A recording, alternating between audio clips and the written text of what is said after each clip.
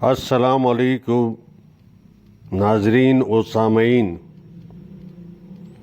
Audio کے اس سلسلے میں ہم قیام پاکستان کے وقت موجود پاکستان میں سیاسی جماعتوں کے متعلق آپ کو آگاہی فراہم کر رہے ہیں۔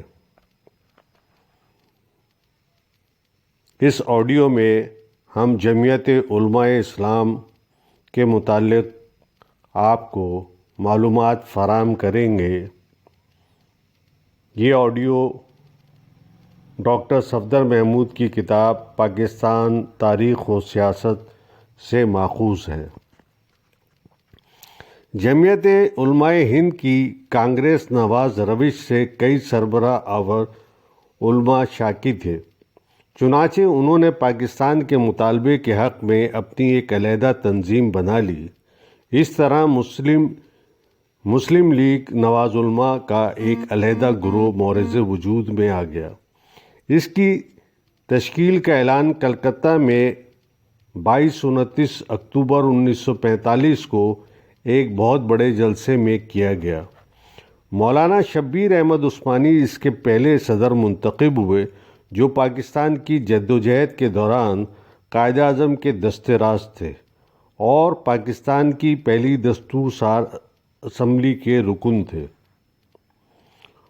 انہوں نے قوانین کو اسلامی ڈھانچے میں ڈھالنے کے لیے اہم کام کیا۔ اگرچہ پارٹی جلد ہی تشکیل دی گئی تھی، لیکن پھر بھی 1945-46 کے انتخابات میں اس نے مسلم لیگ کی کامیابی میں اہم کردار ادا کیا۔ اس نے سرحد اور سلٹ کے استصواب رائے میں بھی مسلم لیگ کی بھرپور مدد کی اور ان کی حمایت کا مسلم لیگ کے رہنماؤں نے کھلے دل سے اعتراف کیا۔ مولانا شبیر احمد عثمانی کی رہنمائی میں جو خاصے سیاسی اثر و رسوخ کے مالک تھے اور تعلیمی اسلامی بورڈ کے چیئرمین بھی تھے، ان کی جماعت جمعیت علماء اسلام نے پاکستان کے لیے ایک اسلامی آئین تشکیل دینے کے لیے کام کیا۔ پاکستان میں اس پارٹی کی تنظیم مولانا احشام الحق تھانوی کی رہائش گاہ پر دسمبر 1947 میں عمل میں آئی۔ اس پارٹی کا تعلق دیوبند مکتبہ خیال سے ہے۔ مولانا شبیر احمد عثمانی کی وفات کے بعد اس کی سربراہی سیرت النبی کے مصنف مولانا سید سلیمان ندوی کے سپرد ہوئی، جو خود بہت بڑے عالم تھے۔ اس پارٹی کی تنظیم مشرقی پاکستان میں نسبتاً بہتر تھی۔ وہاں 1954 کے صوبائی انتخابات میں اس نے نظام اسلام پارٹی کے ذریعے حصہ لیا۔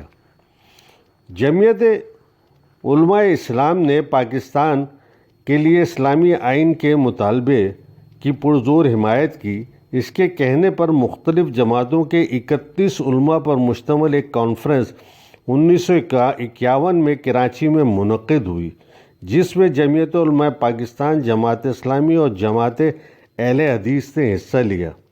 کانفرنس کی صدارت جمعیت علماء اسلام کے مولانا عثمانی نے کی، جو تعلیمات اسلامیہ بورڈ کے صدر تھے۔ ان علماء نے اتفاق رائے سے اسلامی حکومت کے 24 اصول واضح کیے۔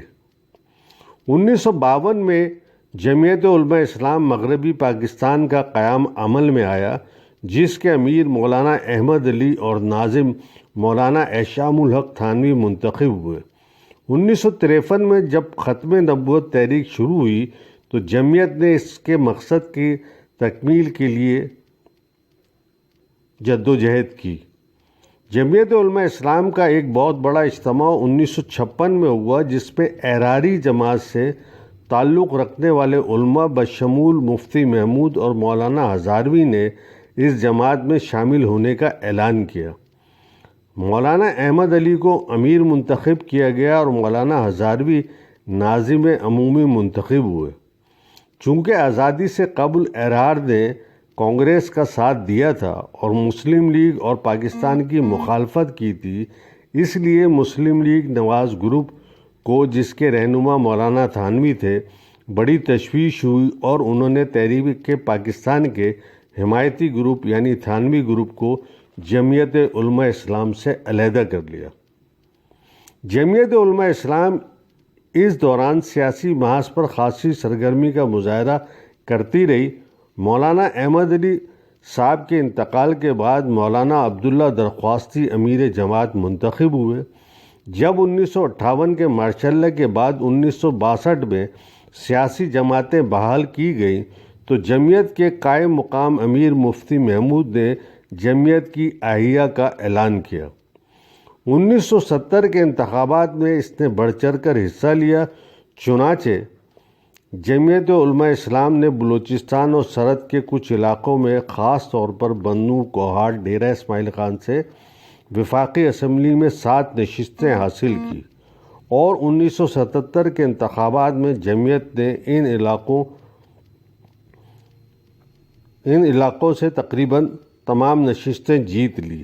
اس کا سیاسی حلقہ اثر اور بنیاد سرحد اور بلوچستان کے صوبوں تک محدود رہی۔ مفتی محمود نے ڈیرہ اسماعیل خان سے بھٹو کو 1970 میں شکست دے کر ملکی سیاست کے میدان میں شہرت حاصل کی۔ بھٹو کی سوشلزم کے جواب میں مفتی محمود کہتے تھے کہ سوشلزم کفر ہے۔ اس کے باوجود 1972 میں وہ سوشلزم کی حامی جماعت نیشنل عوامی پارٹی کے ساتھ ساتھ اقتدار میں شریک ہوئے اور صوبہ سرحد اور بلوچستان میں مخلوط حکومتیں تشکیل دی۔ صوبہ سرحد کی مخلوط حکومت کے وزیر اعلیٰ جناب مفتی محمود خود تھے۔ انہوں نے اپنے عہد حکومت میں صوبہ سرحد میں اسلامی نظام قائم کرنے کی حتی الامکان کوشش کی اور شراب نوشی پر پابندی عائد کی۔ یہاں وہ بات بھی قابل ذکر ہے کہ جمعیت علماء اسلام نے 1970 کے انتخابات میں صوبائی اسمبلیوں کے لیے سرحد میں 4 اور بلوچستان میں 2 نشستیں حاصل کی۔ اس طرح نیشنل عوامی پارٹی اور جمعیت علماء اسلام ان صوبوں میں بڑی جماعتوں کی حیثیت سے ابھری۔ پاکستان پیپلز پارٹی سے اختلاف کی بنا پر بلوچستان کی مخلوط حکومت برطرف کر دی گئی اور سرحد کی مخلوط حکومت نے خود ہی احتجاج کے طور پر استعفیٰ دے دیا۔ یوں جمعیت کو جب حکومت کرنے کا موقع ملا تو عرصہ اقتدار قدرے مختصر رہا۔ اس ضمن میں 1977 کے انتخابات کے دوران جمعیت علماء اسلام پاکستان قومی اتحاد کا حصہ تھی۔ پاکستان قومی اتحاد کی بھٹو کے خلاف تحریک میں مفتی محمود نے اہم کردار ادا کیا اور بڑے جوش و خروش سے حصہ لیا۔ وہ PNA کی اس کمیٹی کے بھی رکن تھے جس نے پیپلز پارٹی کی حکومت کے ساتھ مذاکرات کیے۔ 1980 میں مفتی محمود کی وفات کے بعد ان کے صاحبزادے مولانا فضل الرحمان جمعیت علماء اسلام کے صدر منتخب ہوئے اور اب تک اس کی سربراہ ہیں۔ اس دوران جمعیت کا ایک گروپ درخواستی گروپ کے نام سے بن چکا ہے، لیکن وہ زیادہ فعال نہیں۔ جمعیت علماء اسلام بنیادی طور پر مذہبی نوعیت کی جماعت ہے جو ملک میں اسلام نافذ کرنا چاہتی ہے۔ اس کا حلقہ اثر بنیادی طور پر صوبہ سرحد اور صوبہ بلوچستان کے بعض علاقوں تک محدود ہے جہاں اس کا کوئی بد مقابل نہیں۔